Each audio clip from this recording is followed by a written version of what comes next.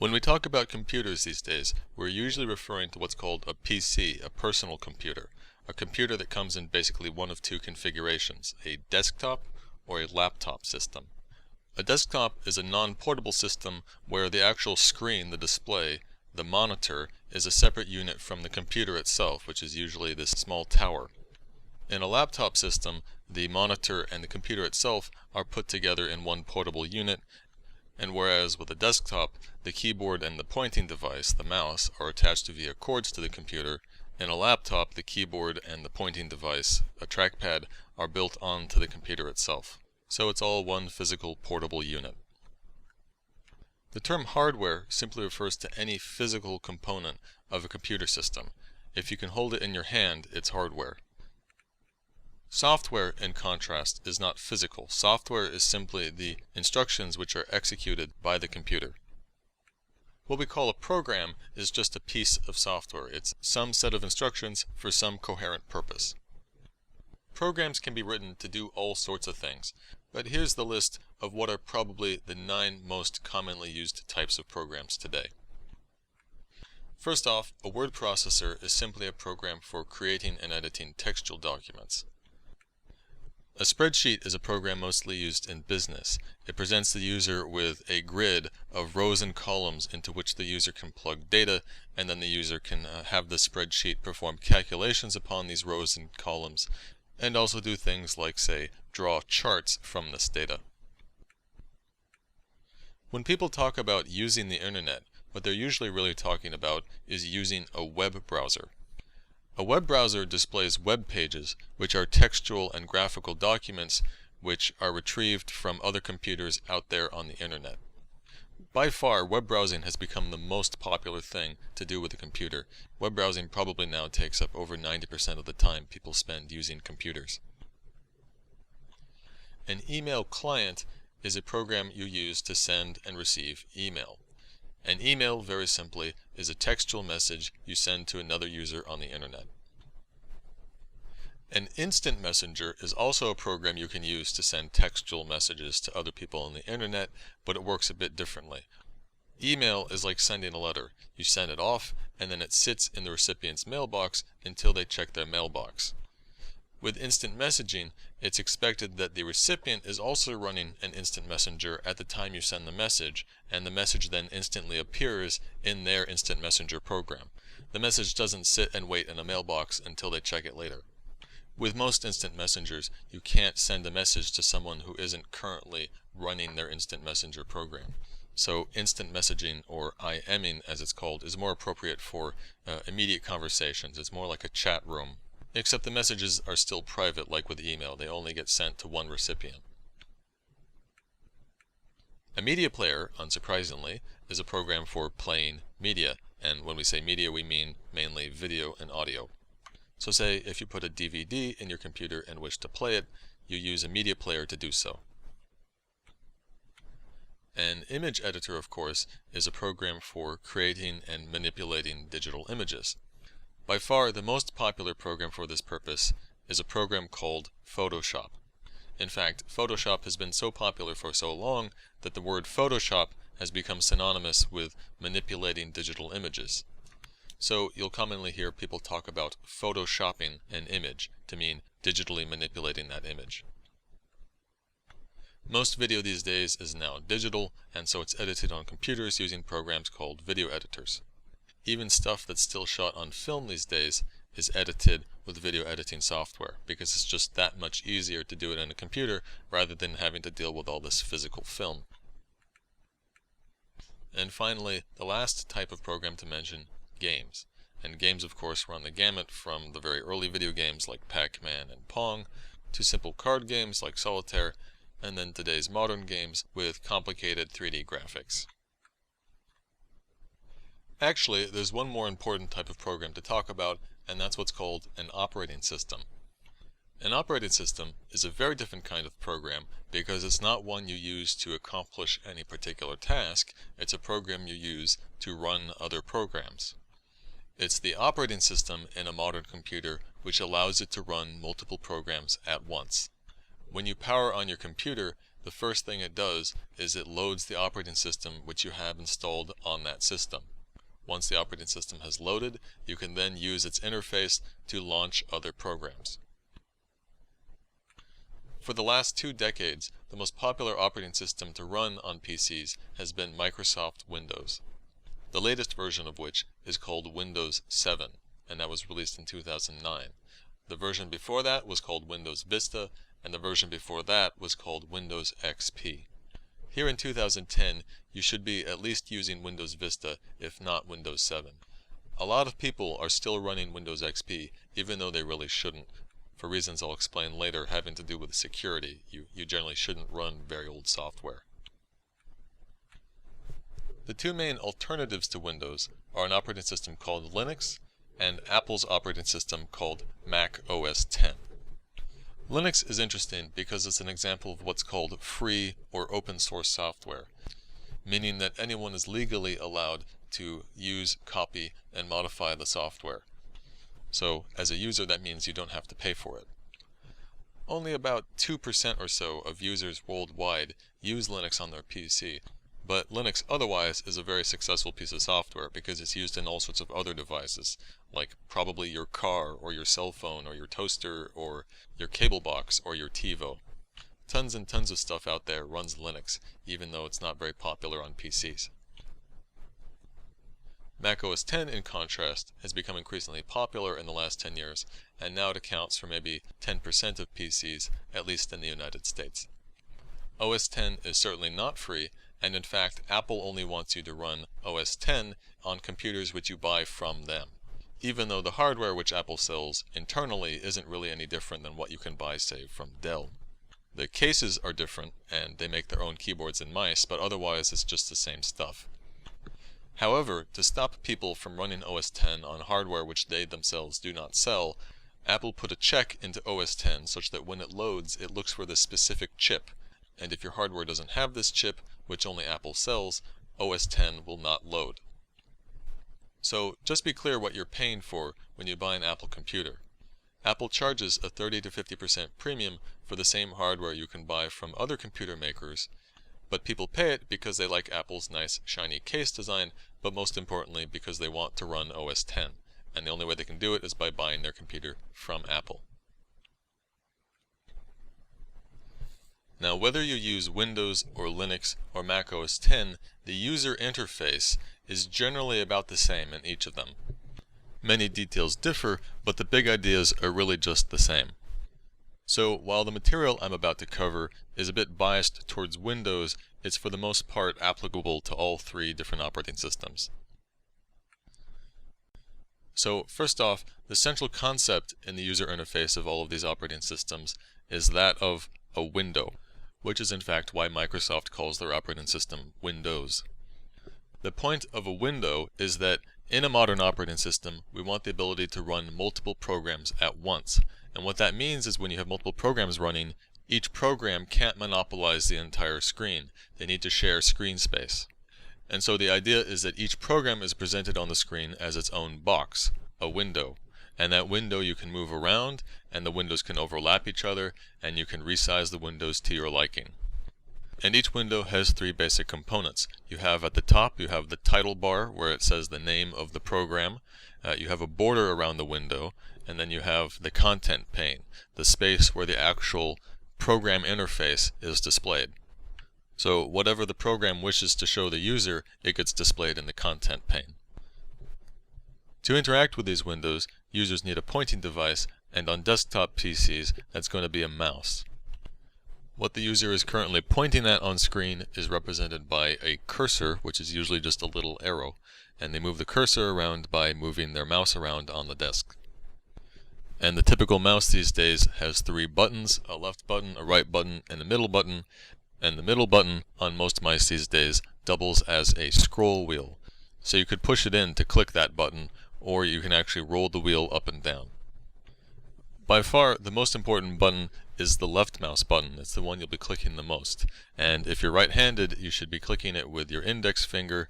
If you're left-handed, most mice you can configure so that the buttons are swapped. So what we call the left mouse button is actually the right mouse button. So that's something you may want to do if you're going to be moving the mouse with your left hand. A lot of left-handed users just get used to using the mouse with their right hand, or they simply just learn to click with their ring finger rather than their index finger.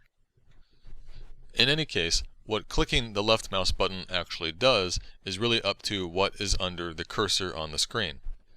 When the cursor is over something on the screen which looks like a pressable button, clicking the left mouse button should press that button. For many other things, when you click the left mouse button, what it does is it selects that thing underneath the cursor.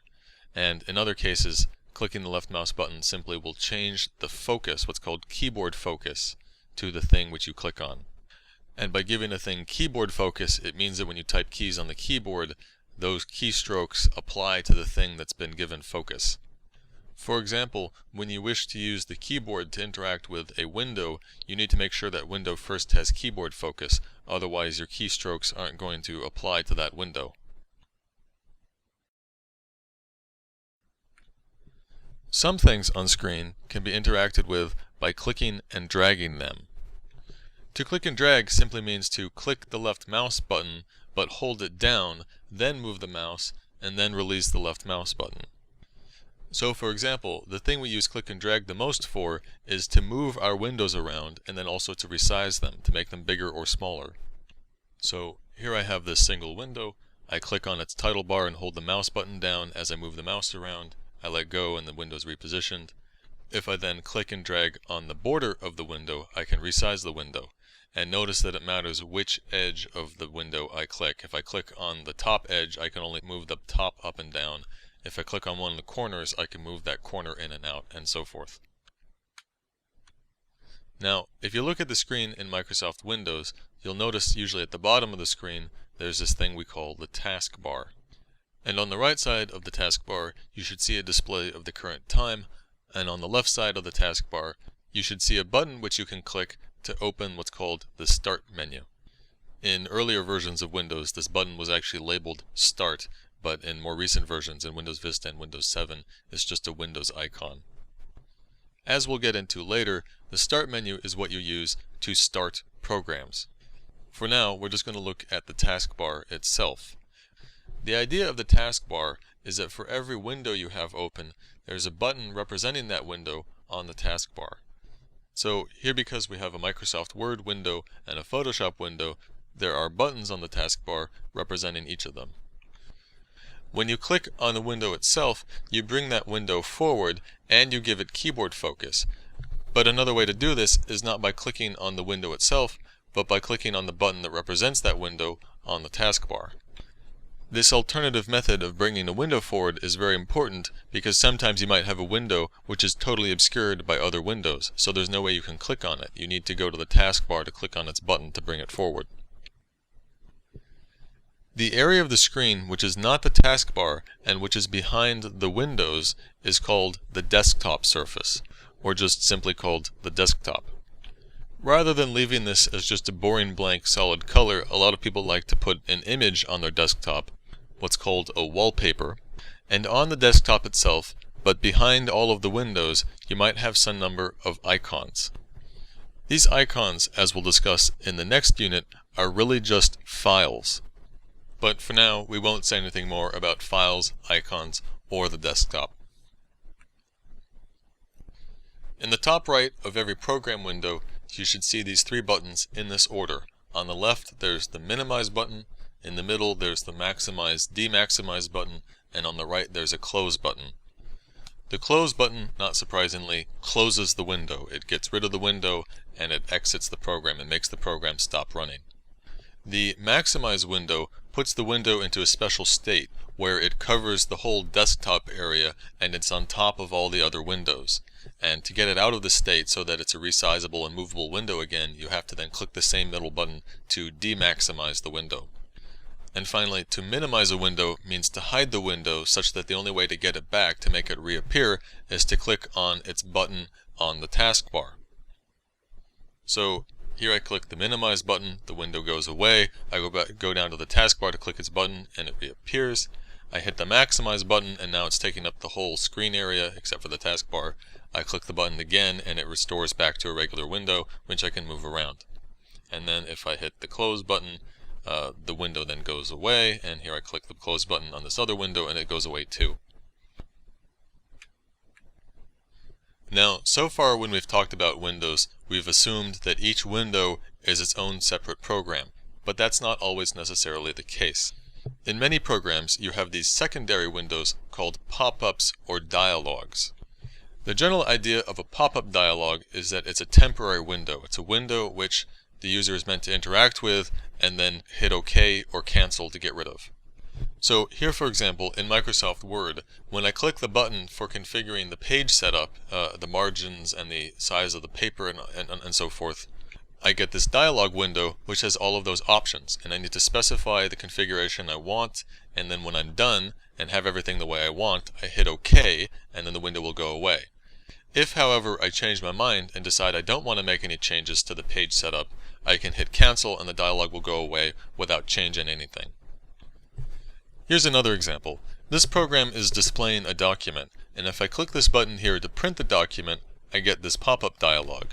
And the window contains all sorts of complicated options about how I want to print the document, and then there's a button for OK and a button for cancel.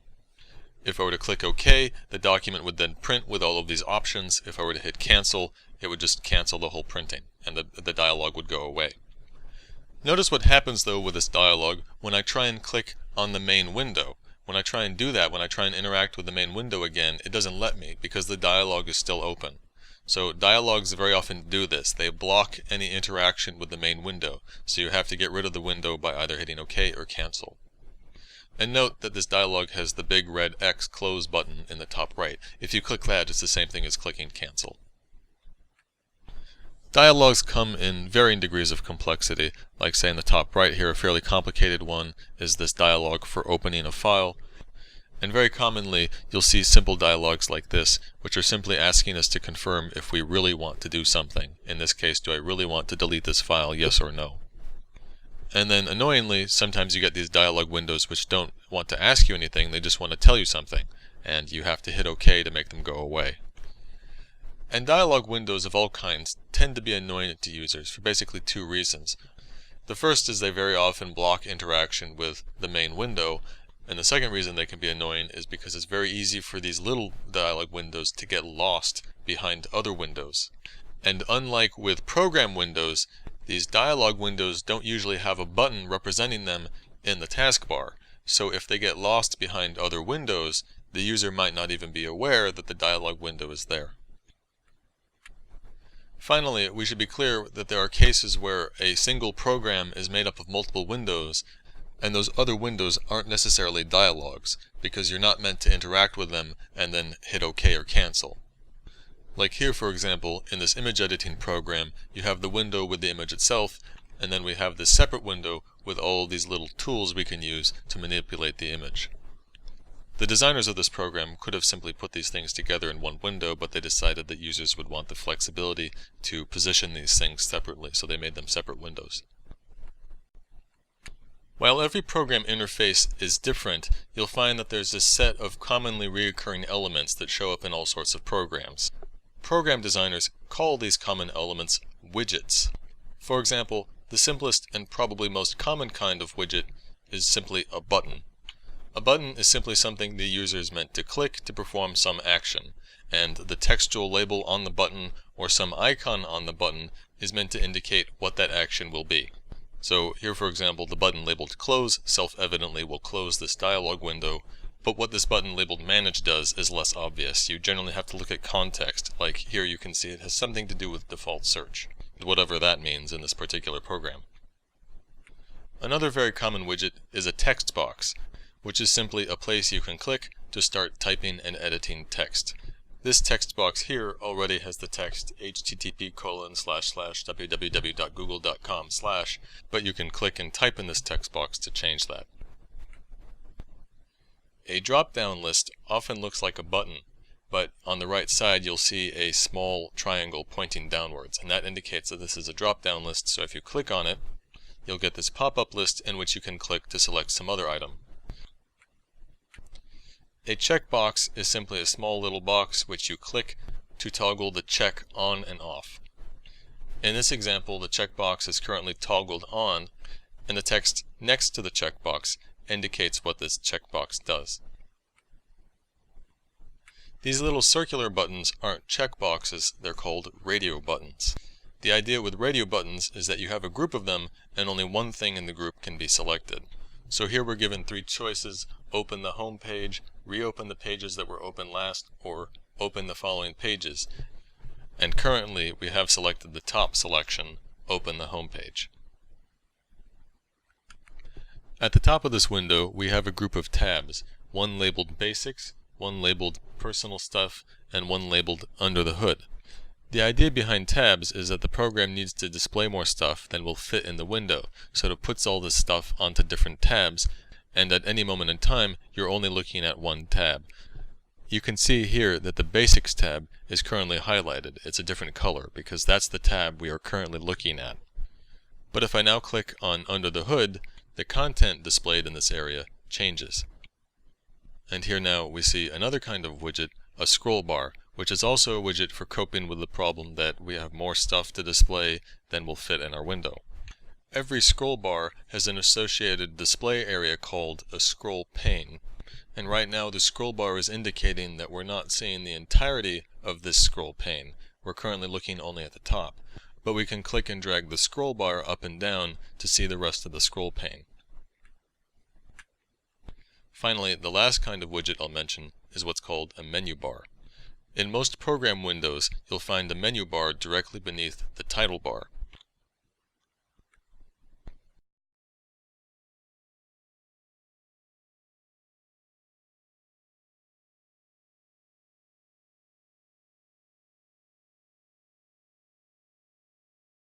So far, we've only talked about using the left mouse button, but what about the other mouse buttons? Well, first off, the middle mouse button, there's not much we can say about it, because it just really isn't used in most programs. The right mouse button, however, is commonly used to open what's called a context menu. The idea is that you right-click on something, and then a menu pops up with options pertaining to that thing that you right-clicked. So here, for example, if I right-click on these various icons, a menu appears with things I can click to affect that icon. And you'll find that many different things can be right-clicked to get a context menu. Like, say, you can right-click here on the Start menu or on the taskbar here, and so forth.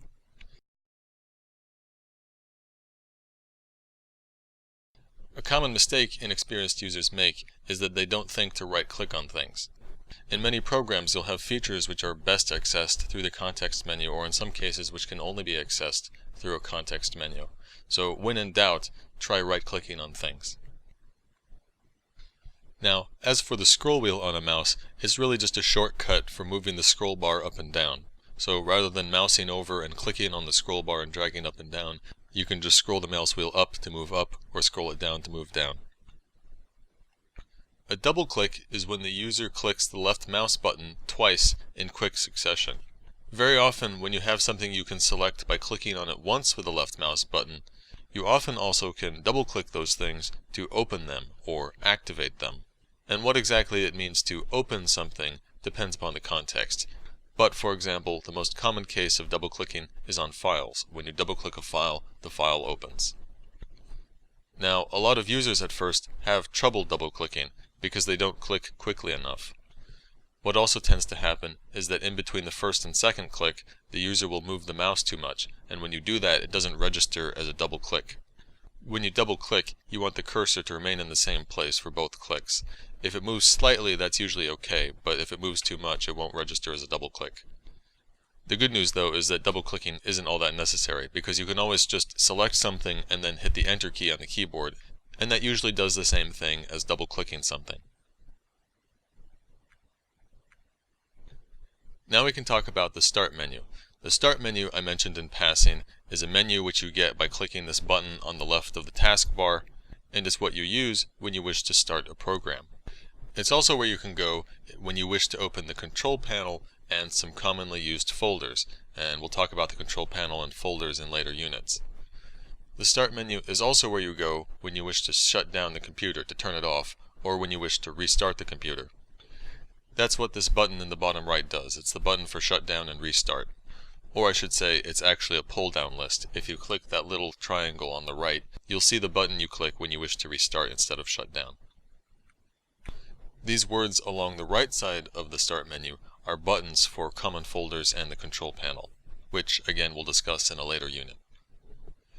It's this white section along the left where you see the list of programs. If you look closely here, you'll see that these top 3 programs are divided from the rest of the list by a faint gray line.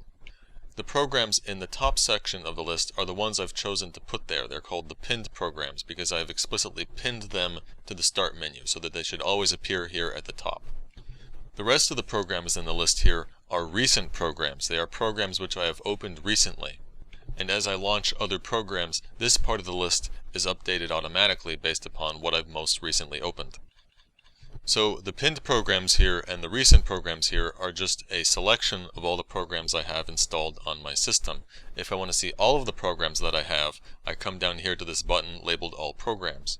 And when I click it, I get this scroll list containing everything generally in alphabetical order. Now, perhaps you don't want to go into the full list to try and find a program, or maybe you're trying to find a file. Well, you have this text box down at the bottom which you can type in to search. So for example, if I type W and O in this search box, then it shows me a list of search results which all match on the letters W followed by O. And here at the top of the search results you can see it lists 2 programs, Microsoft Word and also WordPad.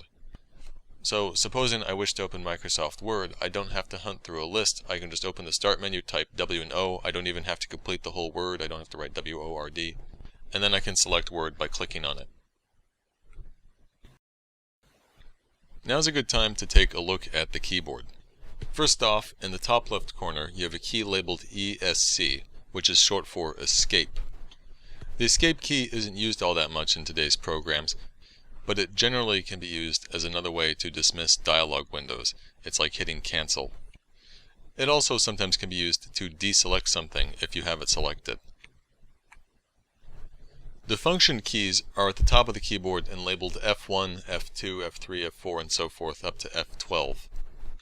These keys aren't used very much today either in most programs, and when they are used, their meaning varies from program to program.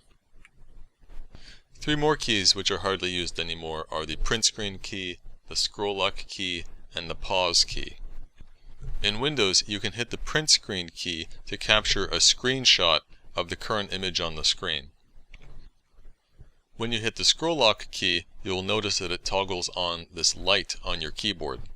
The light is meant to indicate whether scroll lock is currently on or off, but this is an archaic holdover. Modern operating systems like Windows and modern programs just have no concept of scroll lock, so in practice this key just doesn't do anything. Similarly, the pause button just has no general meaning in most programs. However, in many games you can hit the pause button and it will pause the game, but aside from that it's just not really used anymore. At the bottom of the keyboard you'll find 2 keys, both labeled CTRL, which is short for Control. Both of these keys do the same thing. There's simply 2 of them for the sake of convenience. The idea behind the Control key is that in many programs you have what are called keyboard shortcuts or key combos, wherein to perform actions, rather than having to click on something, you can hold down the Control key and hit some other key, like say a letter like W. And that key combination of holding Control and then hitting W is the same as clicking on, say, some button. You'll also find at the bottom of the keyboard on both sides of the space bar a key called Alt, which is short for alternate. The Alt key is often used in combination with the Control key in key combos, but also the Alt key is used in what are called accelerators. The idea behind accelerators is that you will notice that in menu bars of programs, certain letters are underlined, and the idea is that you can hold Alt and hit that letter, and it's the same as clicking on that menu. And then in the menu that appears, you'll see that some items have certain letters underlined, and if you hit the letter on the keyboard, it's the same as clicking that item. So the Control key and the Alt key are basically about keyboard shortcuts. For things we do repeatedly and very frequently in programs, it's nice to have keyboard shortcuts because it's often easier just to hit a couple keys on the keyboard rather than having to move the mouse and click. One more key you'll see 2 of at the bottom of your keyboard is what's called the Windows key. and it's usually labeled with the Microsoft Windows icon. If you hit this key, it's the same as clicking on the Start menu button, and the Windows Start menu will pop up. Also, the Windows key is used in a number of shortcuts for Windows itself. For example, if you hold the Windows key and hit M, that will minimize all of your windows. The key to the right of the right side Windows key is called the context menu key, and as the name implies, when you hit this key it will pop up a context menu of whatever you have selected. This is just another convenience for cases when you don't want to use a mouse. On most keyboards you'll find these 6 keys grouped together: Insert, Home, Page Up, Delete, and Page Down.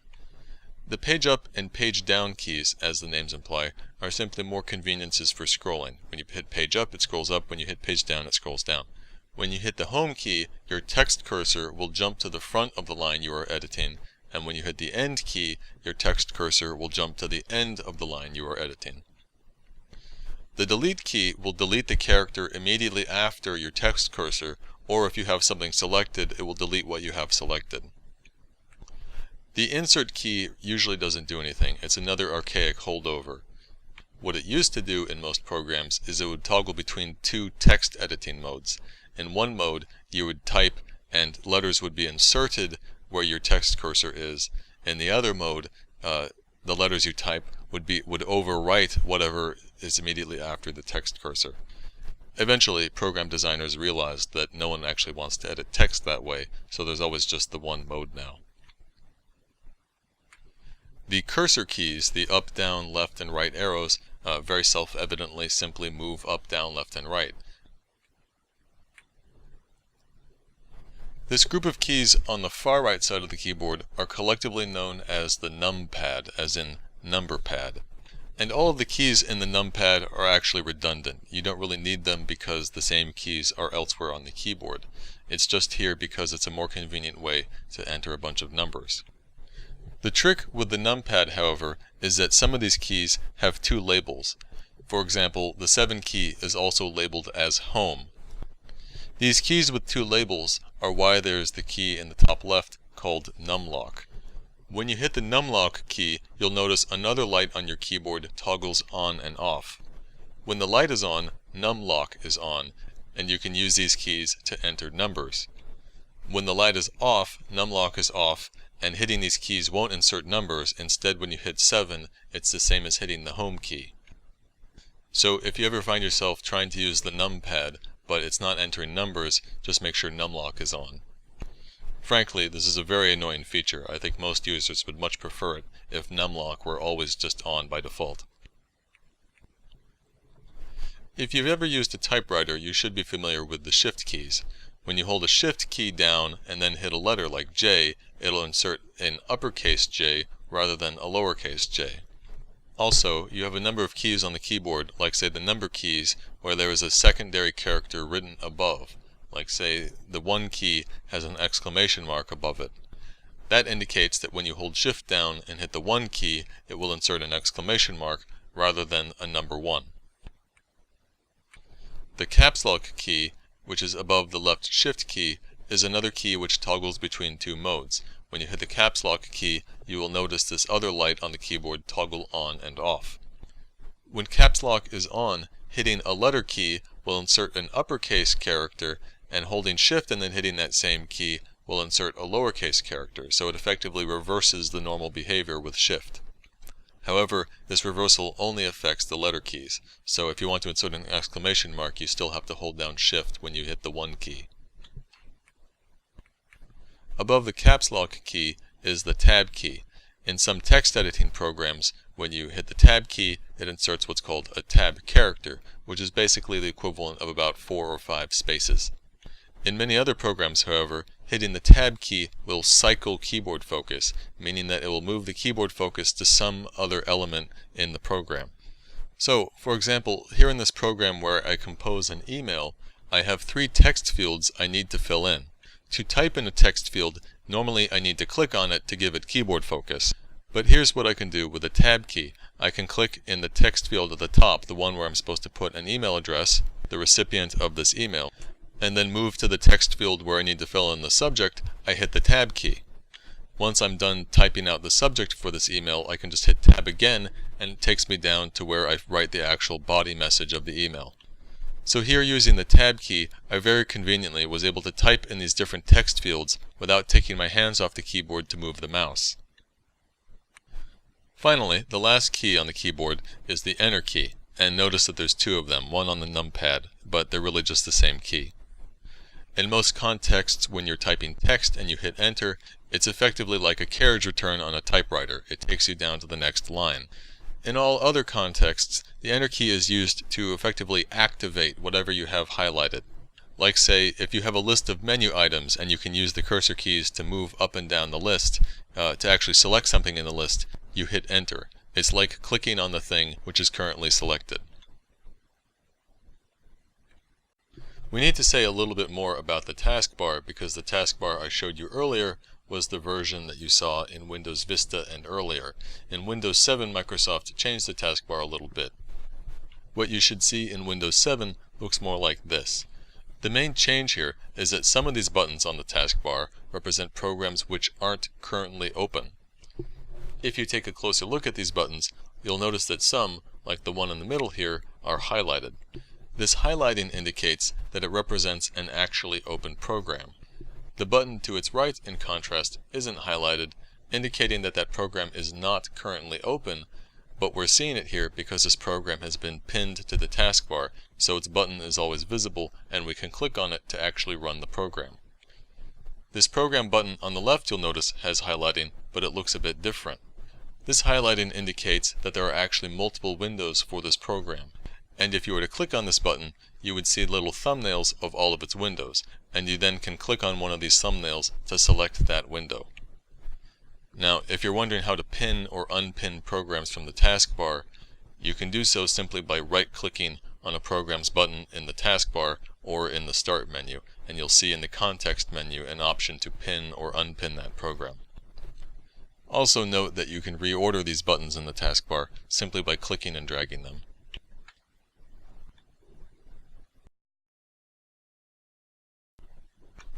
You may have noticed that the taskbar includes a section of smaller icons off to the right next to where the time is displayed. This area of the taskbar is called the system tray, or sometimes called the notification area. The idea behind the system tray is that there are some programs we wish to keep running, but we don't need to interact with them on a frequent basis. So for such programs, it's not appropriate that they have an always visible window and that they have a button on the taskbar. Instead, they just get reduced to a little icon off in the system tray. So, for example, there's a little speaker icon in the system tray for volume control. If you click that, you get a little slider, which you can slide up and down to adjust the volume on your system. Windows has this concept of what it calls the clipboard. The idea of the clipboard is that it is a program-independent place where we can put data, and then we can take the data on the clipboard and then copy the data back to other programs. Most commonly, this data is just text, but it can be image data, or it can be, as we'll see in the next unit, it can be either files or folders, among other things. The way we use the clipboard is with three operations called copy, paste, and cut. A copy operation, as the name implies, copies data to the clipboard. A paste operation copies the data from the clipboard into a program, and then the cut operation is a variant on copy. It's the same thing, except after copying, it will delete the original data. So cut is what you use when you wish to move something rather than copy it. So, for example, say I'm editing text in Microsoft Word, and also at the same time I'm editing text in Notepad. If I wish to copy this text from Word to Notepad, I first highlight the text I wish to copy, then right-click on the highlighted text, and then in the context menu I select Copy. That copies this highlighted text to the clipboard. I then go into Notepad and I place the keyboard cursor where I wish to insert the text. I then right-click there and select Paste in the context menu. That copies the text from the clipboard to right here where I have the keyboard cursor. Now, very importantly, we only copied the data from the clipboard. The data is still there in the clipboard. So if I move the keyboard cursor and paste again, it inserts the text once more. So in fact, as long as something remains on the clipboard, you can paste it as many times as you like. Also, very importantly, we can paste data from the same program which we originally copied that data. So I can go to Word here and paste this text as many times as I like. So here now the text is repeated 3 times. The cut operation, again, is the same thing as copying, except then it's like you deleted the text after you copied it. So here, if I highlight "it was the best of times" and then select cut, the text disappears. But then if I paste, it reappears where I have my keyboard cursor, and I can paste it as many times as I like. And finally, be clear that the clipboard only holds one thing. So every time you copy or cut, you are effectively overwriting whatever was previously in the clipboard. So here if I copy "it was the worst of times," but then copy "it was the best of times," well, that was the last thing I copied, so when I paste, it pastes "it was the best of times," because that's the text which is on the clipboard when I pasted.